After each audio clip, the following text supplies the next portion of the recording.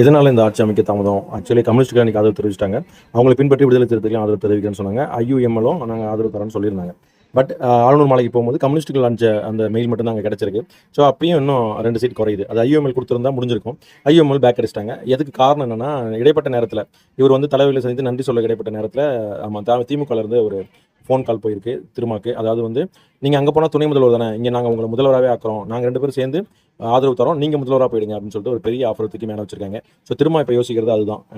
இது ஆனா மிக மட்டமான அரசியல். நீங்க வந்து ஆட்சி அதிகாரத்தில் பங்கு கேட்கும்போது அவங்க நடத்தின விதத்துக்கும், இப்ப வந்து சந்தர்ப்பவாதத்தில ஒரு முடிவு அறிவிக்கிறதுக்கும் யோசிக்கணும் இந்த திருமாவளவன் அவர்கள். ஸோ அவர்கள் வந்து ஒரு நாள் டைம் கேட்டிருக்கிறது அதுக்கு தான். நான் நாளை காலையில விஜய்க்கு ஆதரவா இல்லையான்னு தெரிவிக்கிறேன்னு சொல்லிட்டு வந்துட்டாரு. ஸோ ஆதரவு தரேன்னு சொன்னாங்களே தவிர கடிதத்த தரல.